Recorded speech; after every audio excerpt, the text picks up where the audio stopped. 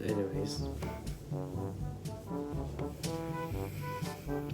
um, today we're just today we're doing something different. I'm going to read a book from 2022 that I wrote on my school computer. Oh my god, this is gonna be so cringe. Oh my god, let me get my Chromebook. So I got the thing up. The book is called Pontypool. So the thing is called Pontypool. As a fun fact, this book I made is actually based off a movie with the same name. Yeah, it's based off the same name. So let's read this together. I haven't revised this since October of 2022. This is like 2 years ago. I don't know, maybe 3 years ago. If that, well, let's read this thing. Mrs. Shatz's cat is missing. The signs has been posted all over town and social media. Have you seen Honey? Everyone saw the posters on the post online, but nobody saw Honey the cat. Mr. Yan went to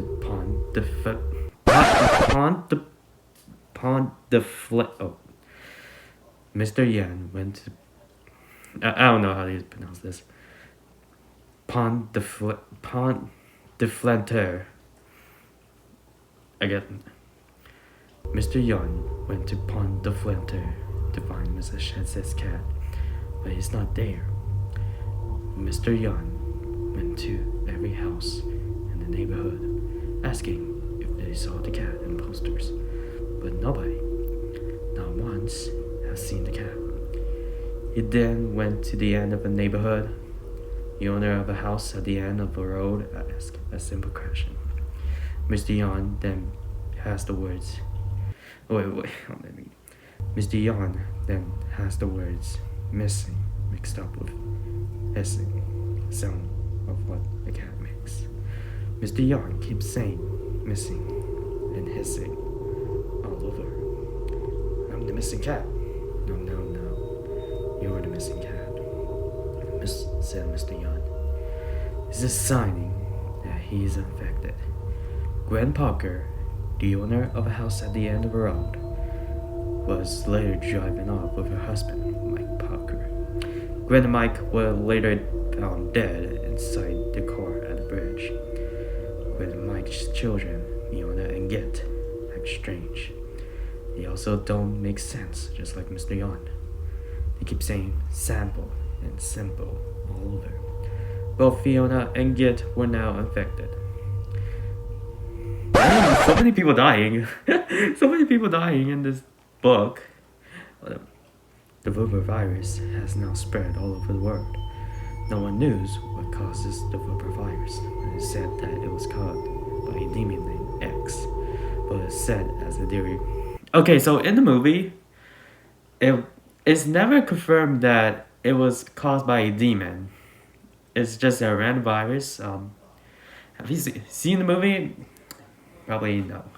No one knew real reasons. John Carson, now infected, was alive to add 4 names: Susan, Kim, Joss, and Ray. 2 cashiers, Mrs. and Mr. Harrington, were infected during a trip to Paris, Texas. Keith, a 6-year-old child, was infected with his little baby brother, Gomez. 2 unidentified cops were found dead on the old bridge. Wait, is this the same bridge as that? Is this the same bridge that Gwen and Mike died? I think so. Another unidentified cop had 7 names, and those 7 are all dead. All the infected folks are coming. All the infected folks are copying every word the non-infected say. So that's part 1. It's the origins of the Vobra virus. It's actually very accurate to the movie. I don't know why. Okay, 2022 me. That's that's the origins of the Burger virus. Let's go to chapter 1. Guys, it's snowing outside. Do you see that? It's literally snowing outside. I took off my jacket because I want to, because I can. A guy in the car named Grant Massey was talking to the radio. The radio mentioned that 200. Oh my god, so many people. This is so many people dying. The radio mentioned that 200,000 and 9,445 people died or were infected at Pontypool. That's crazy. I'm not gonna read the whole thing. I'm just gonna read the origins of the vibe because I think that's important, right? If you've seen the movie or watched Kill Count, you probably noticed that the book was mostly, covered the events of the movie. The only difference is that I put so many characters in this thing, holy shit. So basically there are other people in the radio station. So there's this one character named Mr. Pete Ferretti. Mr. Pete Ferretti wears a blue and yellow checkerboard like shirt underneath his blue vest and orange pants. And he is also French. What? Oh my god, this is so sophisticated. Holy shit. Oh, this is the Hello Neighbor character. This is the Hello Neighbor character. Oh my goodness. Okay. Even displaying the mustache. He doesn't talk, but he can hear. Mr. F and Mr. N Drummond talks to each other, while Mr. Nasby and Mr. Blair talk to each other also. Another unknown person. Mrs. Terrifier. What? Not me naming this girl after a movie. Oh, the clown. Not me naming this woman after a clown movie. The clown movie girl. Mrs. Terrifier walks to her 6-year-old son, Jesse Terrifier, who is laying on his bed. Mrs. Terrifier ran out of food, so she asked the radio person, Mr. Ken Lonely. So there's so many people in this radio station actually.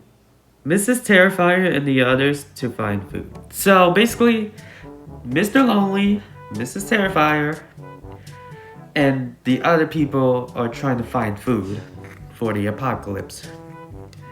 I'm trying to get in depth about this book because I'm actually not gonna read all that much to it, Just the first part.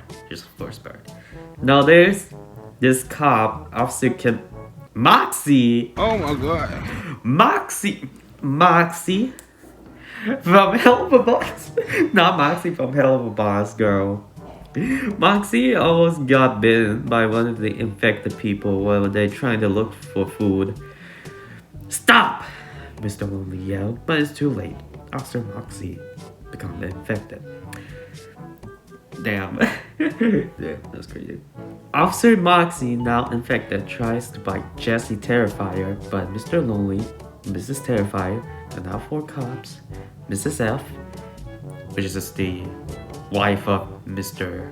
F, Pete Foray, and the 12 unnamed Pontypoolers all kick Officer Moxie down. Oh jeez, damn.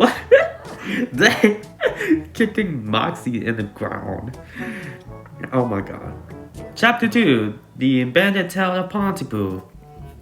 So Mr. Lonely and the other 20 people are still trying to find food. Jesse Terrifier looks like he is a malnourished person with eyes like a poor kid. They still need food. There is a huge whip sign that says, "Come join the spookiest party at the spookiest mountain." Oh my god. Whatever. So there's something wrong with Pete Foray, Mr. Pete Foray. He can't walk. That's the problem, he can't walk. So Mr. Lonely and the 19 others went to the abandoned store, but no food was there. But they did find medicine. So they still haven't found Mrs. Setch's cat. But they gonna introduce a new character named John Mendez. So John Mendez was actually a character from the movie. The only characters that was appeared in this movie were Grant Massey, Lauren, Sydney, and John Mendes, and Kent Lowley. The others, they don't exist in the actual movie, but they only exist in the book. So yeah. Also, if you can't notice.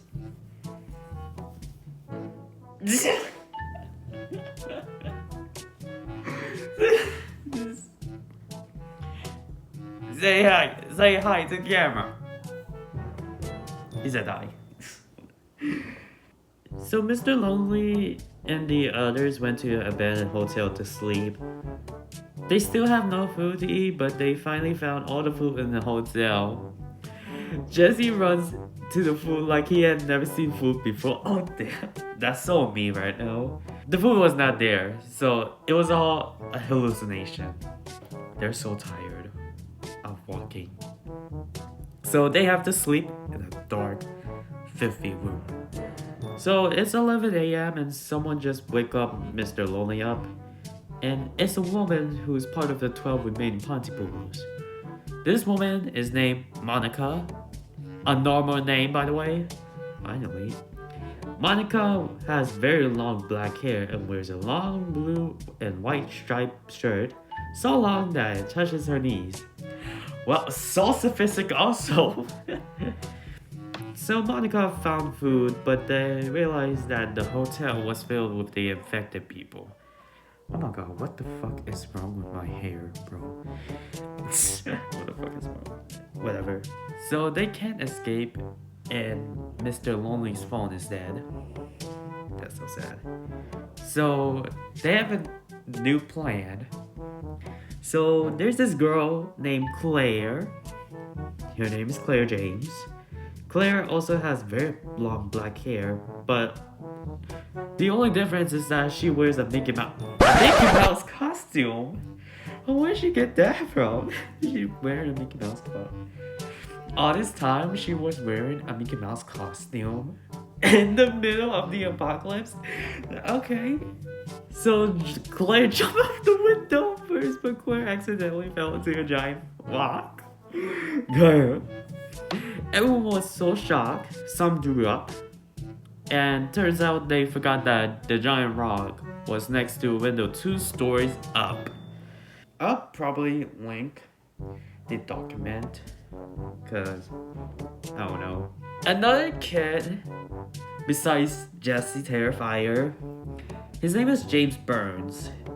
James Burns says that we should use the bed, cause like the bed is a more greater plan than jumping out of the window.